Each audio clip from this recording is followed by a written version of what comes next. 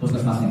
Nah, sekarang sebenarnya saya mau nanya, mumpung ini sosialisasi pertama, warga Glodok, seberapa butuhkah kita dengan puskesmas? Sampai-sampai harus tunggu dulu. Seberapa butuh? Memang butuh banget. Seberapa butuh sampai harus mengorbankan lapangan olahraga? Gitu ya. Sebegitukah? Sebegitu sakitkah kita? Oke. Mungkin ada dalam hatinya pikir butuh, pokoknya mau nggak mau harus dibongkar, bangun puskesmas. Ada juga mungkin dalam hati berpikir ya butuh sih, ya tapi nggak mesti bongkar puskesmas. Mungkin ya kita nggak mau, saya nggak mau buat kegaduhan di sini karena kita mau cari solusi, benar kan ya? Oke. Nah sekarang saya akan lanjutkan dengan hal ini Bapak Ibu.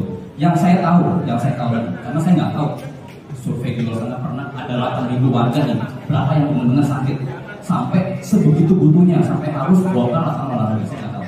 Yang saya tahu, Bapak Ibu, adalah seperti ini. Di lapangan Kebon Toro, oke, itu adalah, oke, sekarang saya mau nanya nih, ada berapa, oke, sekarang saya mau nanya, ada berapa aset DKI yang seperti lapangan Kebon Toro di Kecamatan Taman Sari? Bahkan saya boleh sesumbar, ada berapa aset DKI seperti lapangan Kebon Toro di Jakarta Barat atau bahkan di DKI Jakarta? Ya, ini sangat langka. Seperti apa? Lapangan yang seperti apa? Mas, poinnya aja poinnya. Seperti apa? Lapangan olahraga yang dari tahun 47 belum pernah beralih fungsi. Kemudian dipakai pagi sampai sore oleh 200 orang setiap harinya. Yang tersebar di 8 komunitas, ada basket, ada tai chi, ada wushu, ada taekwondo, ada tenis, ya kan? Bahkan nggak cuma itu Bapak Ibu, komunitas ini berprestasi. Ada yang tergabung di Kormi, tai chi misalnya, tergabung di Kormi, olahraga rekreasi. Ada yang tergabung di Koni, basket dan juga taekwondo. Semuanya berprestasi. Ada piala penghargaan, bahkan ironisnya piala penghargaan dari Wali Kota Jakarta Barat di tahun 90-an. Nah, belum yang komunitas sosial budaya. Itu dia, sosial budaya. Ada kelas kaligrafi yang dibentuk tahun 98. Oke, setelah kerusuhan Mei. Ini bukti bahwa komunitas Tionghoa berkontribusi di era reformasi. Ada lagi paduan suara yang sudah tampil di mana-mana. Ada lagi angklung yang masa jayanya nih sampai tampil di Gedung Presiden Jakarta. Bapak Ibu, apakah komunitas yang sehat seperti ini kan yang mau dipindahkan ke atap seperti ini kan? Kemudian saya hargai lantai 1 adalah lapangan olahraga dan yang kedua, ketiga, keempat adalah puskesmas. Bapak Ibu, lapangan olahraga Kebon Toro itu adalah lapangan bola basket standar internasional, lapangan bola basket standar internasional dan lapangan tenis standar internasional. Saya rasa kita butuh kajian lebih lanjut apakah layak atau tidak, menurut saya enggak. Sekarang saya mau lanjut ke poin yang kedua tentang peraturan. Saya hargai Pak Erizon tadi menggunakan buku nomor 36. Pak, saya akan lengkapi sudut pandang Bapak.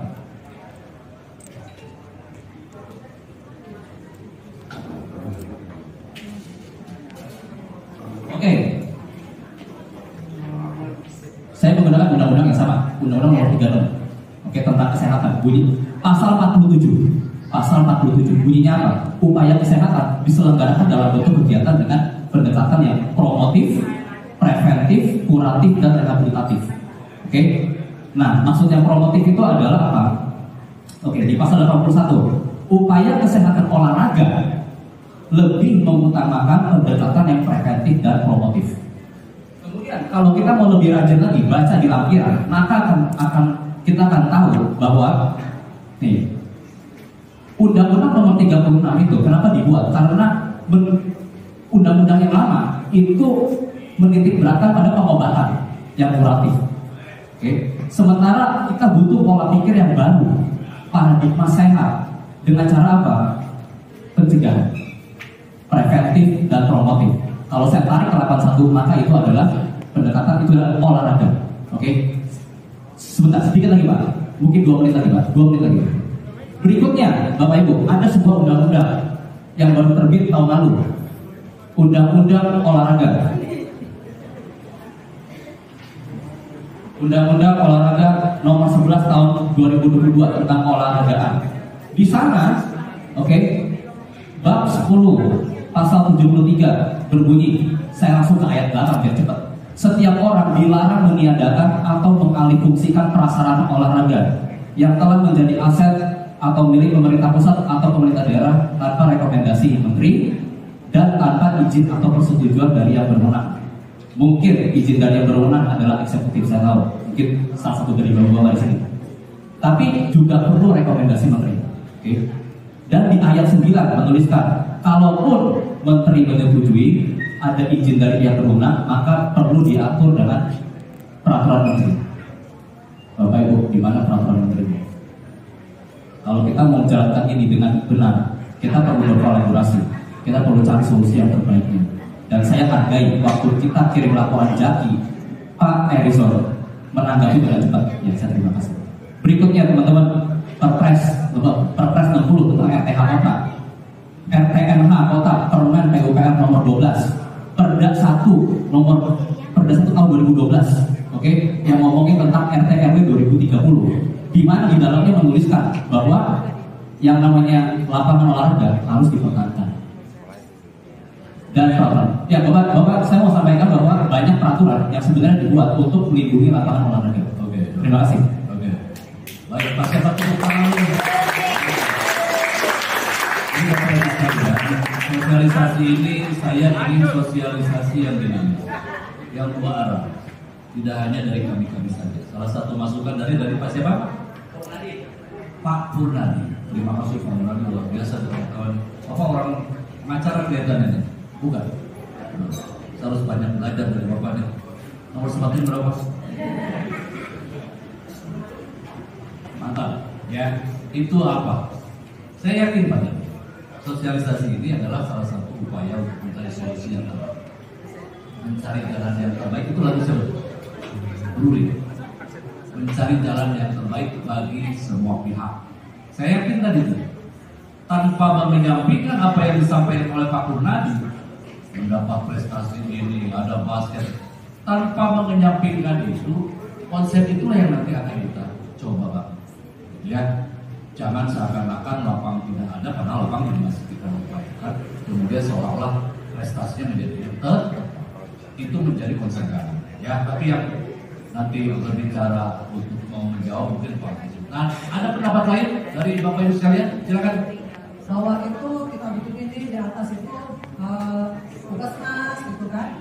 Nah itu posyandu apakah bisa dilaksanakan di sana juga, ataukah dipindahkan ke tempat lain? Seperti itu. Itu tadi insya Allah akan diterapkan dengan konsep pembangunan. Makanya nanti ke depan sebelum perencanaan gambar kami minta perwakilan dari warga. Ya, tim kecil yang akan dilibatkan dalam proses penyusunan gambar. Ya, tenang Bu, pasti kita lebih paham itu. Saya juga tidak mau hanya gara-gara ada puskesmas, kemudian posyandu saya juga tidak tugas kami untuk melakukan itu. Tapi di luar RT itu ada 68, ada 61, ada 58 RT juga yang mungkin yang kondisinya memerlukan fasilitas kesehatan yang murah. Untuk itulah harus dibangun puskesmas. Tadi Pak Yusuf bilang, warga Gelodok mau berobat aja ke mana? Ke Mangga Besar. Nyebrang dia bayar pulang pergi 30.000 naik aja.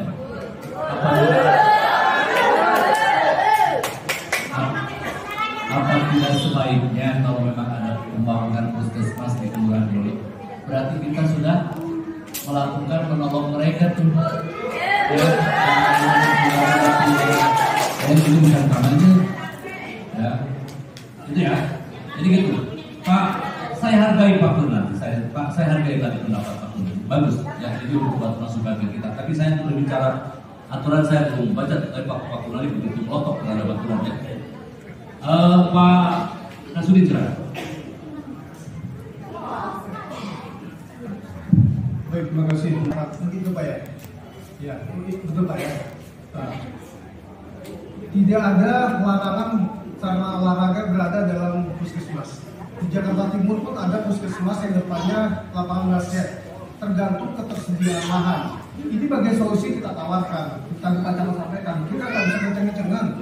Saya juga nggak akan ego, sehingga transfer kita akan bangun semua puskesmas, harus memperhitungkan kebutuhan dan keinginan warga, sehingga bentuk sosialisasi atau apa yang kami tawarkan adalah bagaimana warga tetap bisa melakukan olahraga tai chi di sana, masih bisa tetap senam lansia di sana. Tadi dulu aja mau tetap ada posyandu lansia di sana, ya kita akomodir dengan sebagian lahan tidak digunakan untuk bangunan puskesmas. Itu suatu hal yang sangat bisa dikomunikasikan menurut saya. Sehingga saat perencanaan kami sangat mengharapkan masukan dari Bapak Ibu warga yang punya kepentingan untuk penggunaan sarana olahraga di lokasi tersebut. Yang kedua, harapannya jangan dibangun karena digunakan 200 orang Pak ya untuk olahraga dan lain-lain, ya cukup banyak kita dan berprestasi juga.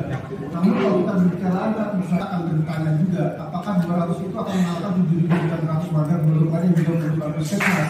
Kita lihat memang 2020 untuk perencanaan pembangunan saat terbentuk lahan. Kalau ditanya apakah lahannya akan solusi seperti apa, tadi Pak Camat sampaikan di lokasi Mapolres akan dibangun sarana. Pak mungkin Pak bisa diomongin juga Pak untuk warga Bogor untuk bisa berolahraga di sarana olahraga yang representatif juga. Tadi terima kasih Mas Pak juga terkait pasal 47 Pak ya. Betul sekali, pendekatan kesehatan masyarakat utamanya dilakukan dalam 4 jalan: promotif, preventif, kuratif, rehabilitatif, dan keempat-empatnya dikerjakan oleh puskesmas Pak. Bukan cuma kuratif saja, tadi makanya saya sampaikan bukan cuma pengobatan, tetapi ada pembinaan kader, ada pembinaan lansia, ada bagaimana pembinaan pola hidup sehat, termasuk sarana olahraga. Dan saya rasa bentuk promotif preventif bukan hanya olahraga, tapi pembinaan pola hidup sehat, edukasi kader, edukasi warga, dan itu saya rasa semua dikerjakan oleh puskesmas, tidak hanya untuk kuratif.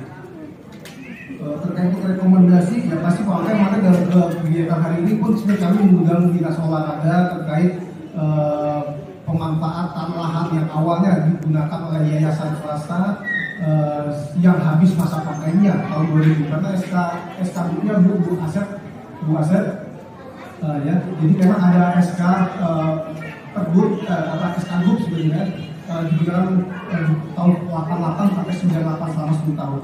Lalu diperpanjang lagi selama 2 tahun dan berakhir di tahun 2000. Saya ada soft copy SK-nya. Mungkin waktu itu ke badan yang sudah sampai sumber aset pun sudah ada.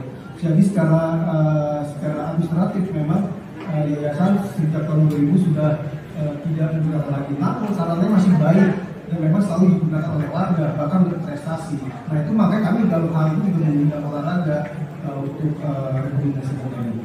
Mungkin Bu Luna tadi, Bu, kami pastikan tadi disampaikan oleh Pak Camat bahwa posyandu lansia tolong bisa tetap beroperasional di lokasi tersebut. Kader Jumatik RW 3. Saya hanya menanggapi omongan Bapak Purnadi tadi ya, seberapa pentingkah puskesmas gitu ya Pak. Menurut warga di RW 3 itu penting banget. Karena apa? Pengalaman saya mengurus ibu dan bapak mertua saya yang sudah sepuh. Pada saat itu malam hari dengan kondisi yang mungkin kita sudah nggak tahu antara hidup dan mati. Kalaupun memang yang ada orang yang punya uang ataupun makan, dia bisa dong panggil ojol atau apa. Bagi yang tidak punya itu bagaimana? Ya kan Pak? Kita juga nggak mau kok nggak punya, kita juga nggak mau kok miskin. Istilahnya itu ya kayak maaf ya Bu, ini suara dari kami. Terus saya sendiri pun fasilitasnya bukan di daerah Taman Sari Pak. Saya sendiri pun fasilitasnya di terendah. Karena apa? Kalau misalnya saya nyebrang ke Taman Sari, lumayan Pak. Ya kan, kita naik motor tuh harus pakai helm ya, motornya jauh gitu Pak. Kalau misalnya kita cuma tinggal dulu pakai motor bisa gitu. Itu aja sih Pak. Lagi juga untuk pasien yang sepuh-sepuh gitu yang di atas lansia. Kalau misalnya beliau ada keluarganya, nggak masalah Pak. Kalau dia sendiri itu bagaimana? Dia tidak memungkiri kalau misalnya ibu bapak RT akan membantu. Tapi kan kita mungkin beliau juga segan dong minta tolong gitu. Itu aja sih Pak ya. Mohon maaf. Terima kasih. Assalamualaikum warahmatullahi wabarakatuh. Jadi ya saya mulai Ibu tadi saya ibu siapa? Ya, jadi memang itulah Pak RW, panggil. Ada yang disampaikan? Maju Pak RW. Ada yang mewakili Pak RW 02? Buawa. Ayo mohon Buawa, ayo mohon. Nah, ini adalah ada 03. Ya, Bu Lingling, mohon maaf, ini pertemuan sosialisasi, bicaranya bukan jualan tahu ya. Ya. Silakan. Assalamualaikum Berdiri, Bu Lingling, berdiri. Lagi, itu. Ibu RW 3, saya Ibu Mohon maaf, Bu RW 3 kan itu kan? Saya mewakili Pak, saya Oh. RT 01, Ya, saya silakan, RW Bu. 03. Ya. Saya Dana Ani. Tadi saya mendengar dari beliau seberapa butuh kita puskesmas. Nah itu terus terang itu menyakiti hati kami.